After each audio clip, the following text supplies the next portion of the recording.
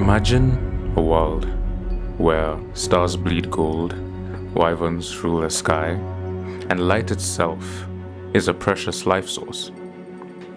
That's Nixalo, a world I'm building. But today, let's break down how to actually build worlds for real.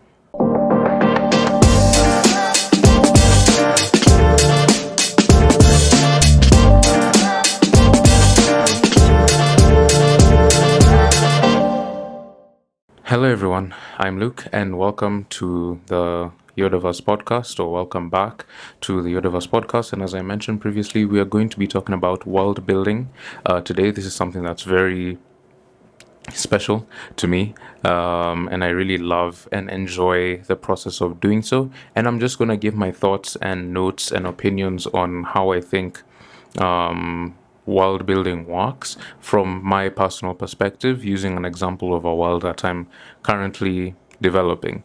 So before we begin, be sure to like, subscribe, share if you feel like this is something that you're interested in. And also, there's the Yodaverse newsletter. Be sure to check that out. All links in the description. All links will be in the description below.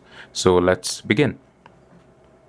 So, in my opinion, storytelling isn't about just what happens, but I believe that where it happens is also as important. That's where world building comes in. So, what is world building really? Well, world building, by definition, is the art of creating the setting, systems, and structures that your story breathes through, so to speak. It's not just drawing a cool map or naming a kingdom. It's about building rules and rhythms to make it feel alive. Because even in sci-fi or fantasy worlds, there's still a sense of realism and structure that makes the world believable. So, why world building matters? Number one, it immerses the reader. That's very important. For you to be able to want to continue to read a story, there has to be some elements within the setting and the world that makes you interested to know more, which is where world building comes in. Second is it gives context to your characters' struggles. Environments shape characters, and therefore the environment in which you put your character in can determine certain things in their story. And lastly, it lets your theme breathe through setting, culture, and laws. The setting, culture, and laws that you put in place in this world will determine where your character goes, why they do things, the certain scenes you choose to use. Like, for example, in Gunman City in Kung Fu Panda 2, there's a part called the Rickshaw Chase, where Po and the leader of the wolves are, rolling down a rickshaw. And you'd think if Gunman City didn't have as many buildings or stuff like that, it wouldn't have been the way it was. If it was a desert town, it would have been different than if it was a lakeside town or a town on the beach. And the setting really influenced how dramatic that and funny that scene was. So, using an example from my own world, in Nixalo, shadowborn creatures can only exist in places where light can't reach. So if you have a character that has shadow-based abilities, they live on the darker side of the world. They're almost like their skin is almost vampire-ish, where sunlight doesn't interact with their skin very well. So that rule alone affects everything from architecture to politics to even war tactics between tribes, nations, clans, etc. So I want to talk about 6 pillars of strong world building, using my world as an example. So number 1 is geography and climate. Where is your world located? Is it frozen? Is it volcanic? Is it forested? Nixalo has multiple different continents, so to speak, and each continent has a sort of, you know, different climates and ecosystems. Some are fully volcanic with volcanic rock and soil, which influences the kinds of plants and animals that exist there. You know, the flora and fauna can be affected by the environment in which it is. Some are completely covered in snow, which again affects the kinds of creatures that exist there. Number two is culture and beliefs. Culture and beliefs is a very interesting one. You know, this is now where the things like magic and religions and groups of people, monks and stuff like that, all of that is within culture and belief. What do people believe? What do they fear? In Ixalo, some cultures believe that the stars are gods, while others see them as curses that stole, that stole their darkness, because evil people exist in this world and they believe that the existence of light is the absence of darkness, but for them it means literally, as I mentioned before. Number three is history and myth. Who are the first rulers? When did the continent split? How do these tribes work? Are there any tribes that don't like each other and stuff like that? Are there any stories or mythologies that exist within this world that make it much more believable? And this is, again, my personal opinion. I feel like if you're building a world, you need to know almost everything about it, if not everything about it. But depending on what you're using that information for, I don't think it's completely necessary. But anyway, history and myth. Number four is politics and power. Who's the leader of what? Who controls what areas? Who's in charge? Who wants power? Who are the people that feel undermined, that want to rebel? All those things are important when establishing your world. So in Nixalo, there are certain guilds that exist on varying continents. Each is tied to a different elemental force. So fire, earth, water, shadow, light, and a bunch of others. More than just the main five elements in this world. Fifth is technology, or, a magical system. So in my case, it's a magical system. So I feel like this really influences the way things work. Because, for example, you have these crystals in this world that are almost like what you could consider a battery. So they're used for powering cars. So in some main cities or stuff like that, you'd have flying cars or floating islands or stuff like that are powered by these things. Or technology, the kind of weapons that are used will influence the way warfare happens.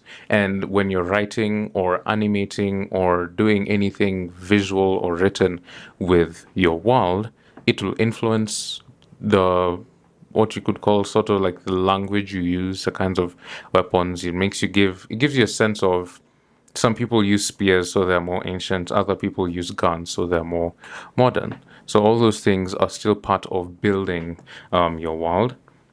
Sixth is economy and daily life. So how do people live, eat, trade, thrive? Are there poor people? Are there rich people? How does that dynamic shape the way conflict happens in this world? So like, for example, there's this concept I have called the floating merchants.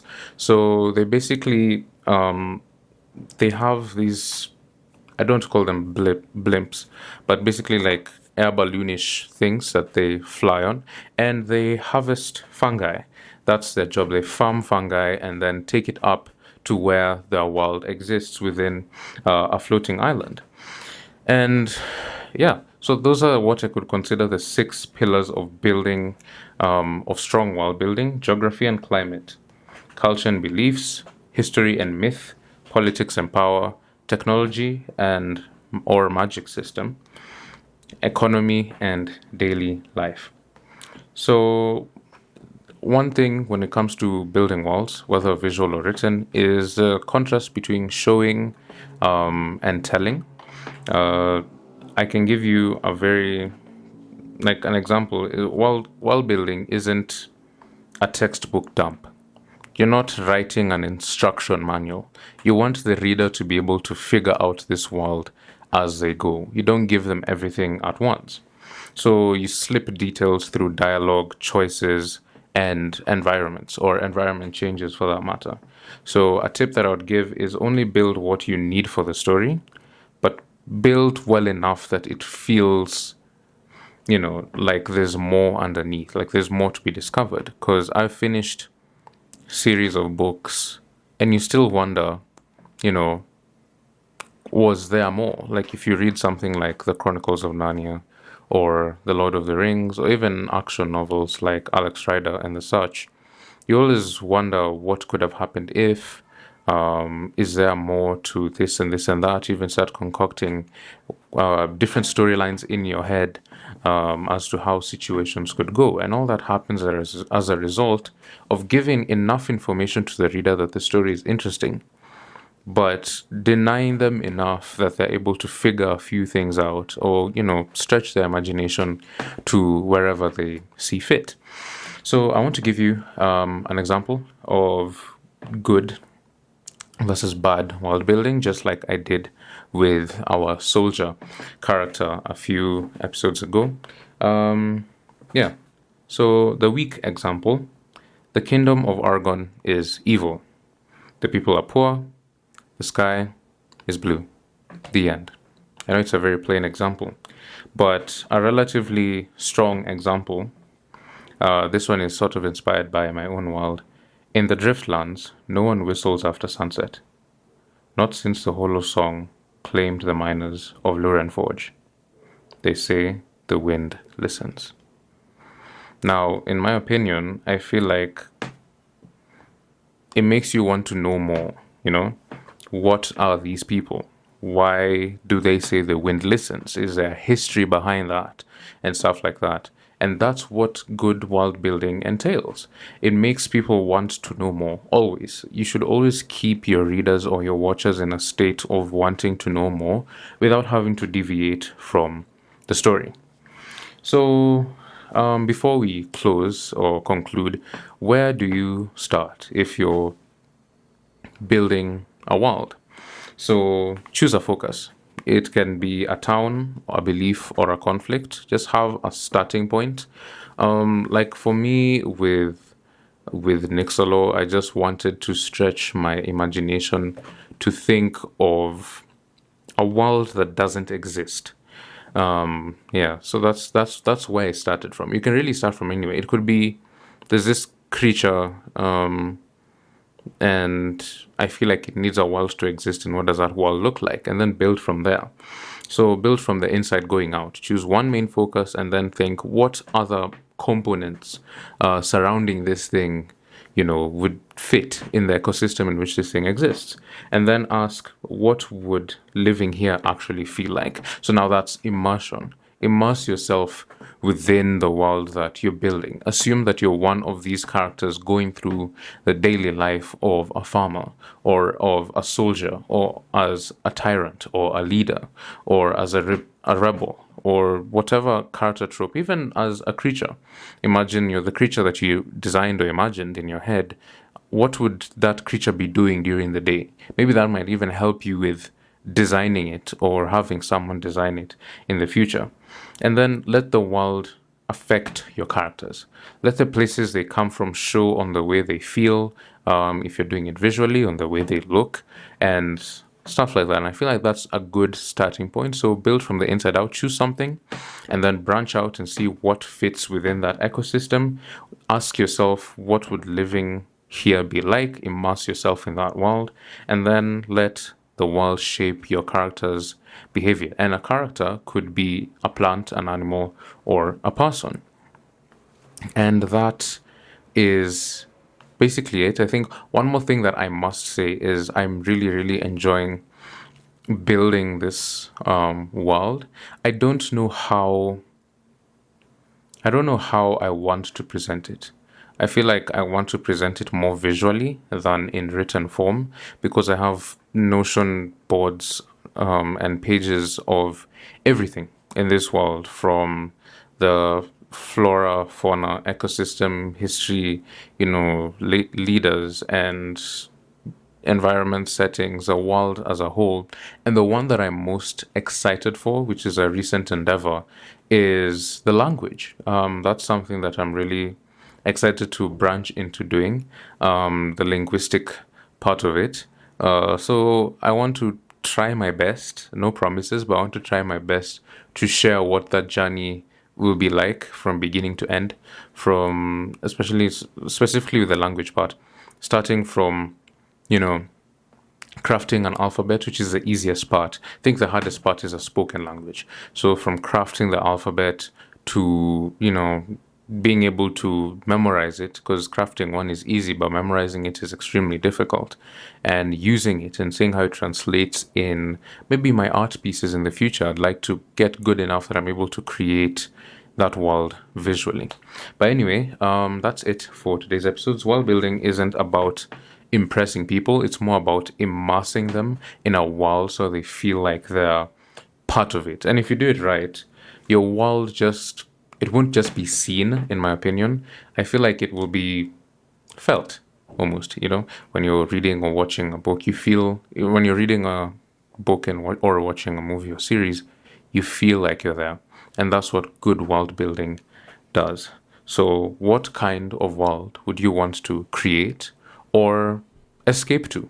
Because a lot of the time when we think of worlds in our head, in our minds, more of it is not just to create a world, but you want to imagine what would my ideal life be like, and that's a world that you escape to. So next week, I am not sure what we're going to be doing, but I'm excited nonetheless for this character or world building / storytelling series. I do not know how long it's going to be. This could very well be the last episode, but I feel like I just want to explore more and push more and be able to give it life.